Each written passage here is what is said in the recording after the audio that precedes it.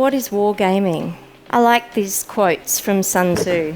So it's about knowing yourself, knowing your enemy, co-competitors, your competitors, and rehearsing. It's nothing more than role-playing what someone else is going to do in order to understand their behaviour and what you need to do as a result. If you can practice before you go into the marketplace, you have a much greater chance of success. So a war game, it's structured, it's facilitated, and it's a live simulation workshop. It's grounded in fact-based insights, and that's where the research comes in, and it uses role play, allowing participants to predict and plan for future activity in the competitive landscape.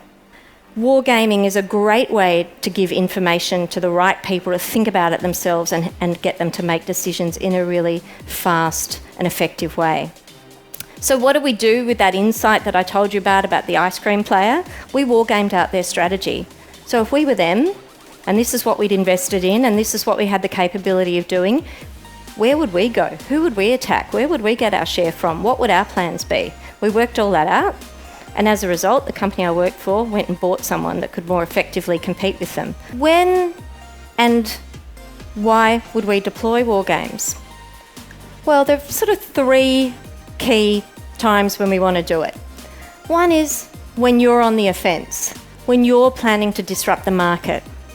Maybe you're making an acquisition, you're launching a new brand, you're going into new geographies, you're changing your proposition significantly for the customer or end consumer, be that pricing or your message, etc. But when you're leading the charge and you want to know, what am I up against if I do this?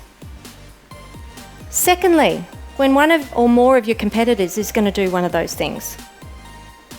Often there's rumours, sometimes there's facts, but when there's enough to make you believe that this is likely to be coming, and signals can be given in many different areas, if you're picking up on those signals, then do one on your competitor. Thirdly, this is a realignment one. When you think the market's going to realign as a result of an external activity that isn't about you or your competitor, but maybe it's the regulator who's suddenly going to change pricing. Maybe there's a shorter supply of one of the key materials, which is going to have a big impact on margins in the business, etc., etc. I like to call this one the cat amongst the pigeons. And this is because everyone's going to go up and react, and then everyone's going to settle again. But you want to make sure you do it in a way where you can protect yourself as much as you can and hopefully also advance your position in the market. So they're the three areas typically that we war game. No matter what happens with a war game, we want to get you out of your comfort zone. It's really important that we can get participants to critique their own plans, critique their own strategy, possibly even critique their own org structure if needed be. They need to be taken out of their comfort zone and feel that they're in an environment where they can do that, and role play is part of what can allow that to happen. So we encourage this purposeful intention to take you out of your comfort zone, and it can be quite difficult for people at first, and then they really, really get into it.